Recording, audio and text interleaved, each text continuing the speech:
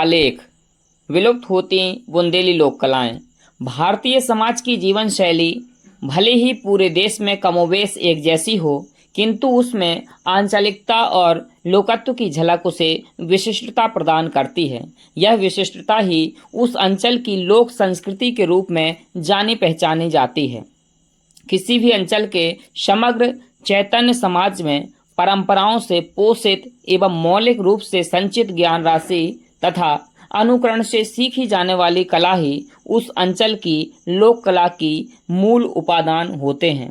वर्तमान में भूमंडलीयकरण, बाजारवाद, आधुनिकतावाद तथा उत्तर आधुनिकतावाद के अंधानुकरण ने हमारी लोक संस्कृति को जो आघात पहुंचाया है, उससे हमारी परंपराएं, मान्यताएं, रीति रिवाज, खान पान, वेशभूषा, रहन सहन, आस्था विश्वास ही नहीं अपितु हमारी मौलिक सोच का भी तीव्र गति से क्षरण हुआ है।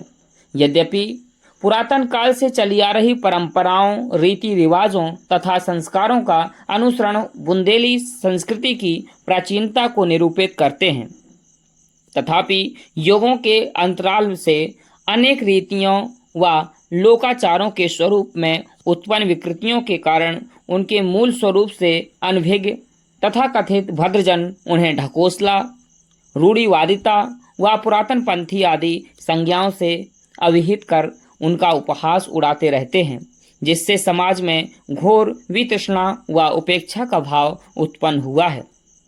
परिणाम स्वरूप हमारी यह अमूल्य विरासत विस्मृति के गर्त में तिरोहित होती जा रही है।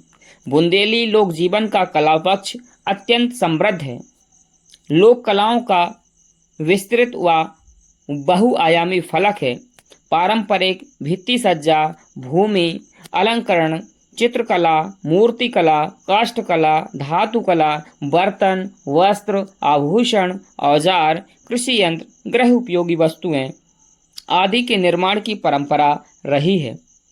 तो वहीं तीज त्योहारों, पर्वों, रीति रिवाजों की अलग छवि रही है। अनादिकाल से बुंदेली नारियां धरती पर, चबूतरों पर तथा दीवारों पर मिट्टी, खरिया, गेरू, गोबर आदि से रेखांकित चित्रांकन कर अपने मनोभावों का प्रदर्शन करती रही हैं, जो आदि मानव द्वारा निर्मित शैल चित्रों के ही परिवर्धित संस्करण हैं। व्रत पूजन व त्योहारों आदि के अवसरों पर धरती को गोबर से लीपकर आटे से चौक पूरने की परंपरा रही है। इसी प्रकार करवा चौथ, हरछठ, नाग पंचमी, देवठानी तथा विवाह आदि अवसरों पर सूर्य, चंद्र, स्वास्तिक, कमल, शंख, अश्व, गज, हिरण, मयूर, दीप, कलश व गणेश आदि मांगलिक चिन्ह व आकृतियों का अंकन किया जाता रहा है, जो अब रंगोली व विद्युत झालरों की चकाचौंध में दृष्टिपटल से ओझल होती जा रही है। मिट्टी एक ऐसा उपादान है जो सहज रूप से सर्वदा सर्वत्र सुलभ है, अतः मिट्टी से निर्मित बर्तन, खिलौने आदि वस्तुओं का उपयोग होना स्वाभाविक है। मिट्टी से बने चूल्हा, तवा, सिगड़ी, मटेलनी, गुरसी, दिया, कूड़ा, गगरा गगरी, मटका मटकी, कुठिया, नाद, डहरिया, चिलम, कुल्हड़ आदि गृह उपयोग सामग्री तथा बच्चों के खेलने के लिए मानव पशु पक्षियों की आकृतियों का निर्माण कुशल कारीगरों द्वारा किया जाता रहा है।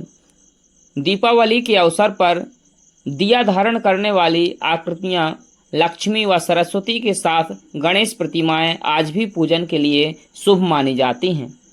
फिर भी इनमें से अधिकांश वस्तुएं अब देखने को नहीं मिलती हैं।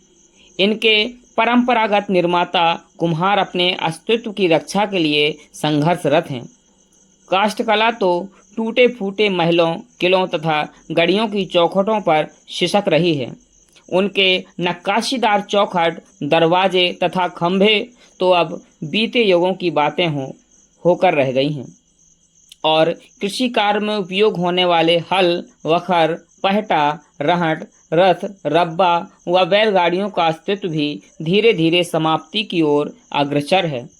घर पर महिलाओं द्वारा फटे पुराने कपड़ों द्वारा निर्मित खिलौने व रंग बिरंगी कथरियों तो घर से पहले ही निष्कासित हो चुकी हैं। इसी प्रकार घर में प्रयुक्त होने वाले पीतल, तांबे, कांसे आदि के बर्तनों का स्थान स्टील व प्लास्टिक ने ले लिया है। खजूर से निर्मित मोर व मोरी भी अब दूल्हा व दुल्हन के सिर की शोभा बढ़ाने में अक्षम होते जा रहे हैं। मकर संक्रांति पर शक्कर से बनने वाले खिलौने, गड़िया घुल्ला देखकर अब किसी के मुंह में पानी नहीं आता है। बुंदेली अंचल के स्त्री पुरुष दोनों ही उत्सव धर्मी तथा अलंकरण प्रिय रहे हैं। सौंदर्य वृद्धि के लिए नारियां नख से सिख तक सोना, चांदी, तांबा, पीतल, गिलट आदि के आभूषण धारण करती रही हैं, जिनके सैकड़ों नाम व प्रकार गिनाए जा सकते हैं, जो अब मिटकर उंगलियों पर गिनने लायक ही बचे हैं। बुंदेली पुरुषों के सर पर साफा या पगड़ी तथा पैरों पर पहनी जाने वाली पनहियां अपनी क्षेत्रीय पहचान की घोतक रही हैं। पगड़ी तो मान सम्मान का प्रतीक मानी जाती रही हैं, तभी तो पाग ऊंची रखना और पगड़ी उछालने जैसे मुहावरे बने थे। परंतु आज ना तो पगड़ी की पहचान ही बची है और ना ही उसका सम्मान शेष है। अब तो नंगे सर के रिवाज से सूरत ही नहीं, सीरत को भी नंगा करके रख दिया है। बुंदेलखंड की महिलाओं में सौंदर्य वृद्धि की भावना के कारण शरीर के विभिन्न अंगों पर गुदना गुदवाने की प्रथा रही है। यद्यपि गोदने के परंपरागत तरीके अत्यंत कष्टदायक थे, फिर भी स्त्रियां इसे गुदवाने का लोभ संवरण नहीं कर पाती थी। आज यह कला महज आदिवासियों की पहचान बनकर रह गई है। कभी बुंदेलखंड के गांव-गांव में अखाड़ों का प्रचलन था, जहां मल्ल विद्या अर्थात कुश्ती कला का प्रदर्शन व प्रशिक्षण होता था। इन अखाड़ों में तैयार पहलवान देश विदेश में अपना व अपने क्षेत्र का नाम रोशन करते थे। विश्व विजेता पहलवान गामा इसी बुंदेली धरा का सपूत था, जिसके लिए विश्व का हर अखाड़ा जीत का मैदान था। बुंदेलखंड में कभी तूरमार नाम का खेल प्रचलित था, जिसे आज के सर्वाधिक चर्चित खेल क्रिकेट का पूर्वज कहा जा सकता है। बुंदेलखंड में फड़बाजी लोक रंजन का सशक्त साधन रहा है, जो शीघ्र ही यादों की धरोहर बनकर रह जाएगी। तब ना चंग की थाप पर ख्याल सुनने को मिलेंगे और ना ही फागें ही सुनने को मिलेंगी। तुर्रा, कलंगी जैसे फड़बाजी भी अब नाम शेष हो गई है। यही हाल लोक नृत्यों का भी होने वाला है। दीवारी नृत्य, मोनिया नृत्य, झांझिया व जबारा नृत्य, धुबियाई, ढिमरियाई, रावला नृत्य भी अब अंतिम सांसें ले रहे हैं। हाँ, राय नृत्य ने अवश्य अपनी अलग पहचान कायम की है। आवश्यकता है इन लोक कलाओं के बचे खुचे अवशेषों के संरक्षण एवं संवर्धन की, अन्यथा आने वाली पीढ़ियां इस अमूल्य धरोहर की पहचान से भी वंचित रह जाएंगी। यह आलेख भावभूषण कृति से लिया गया है। आलेखकर्ता कुंवर शिवभूषण सिंह गौतम भूषण जी और वाचनकर्ता नितिन सिंह परमार, भारत। धन्यवाद।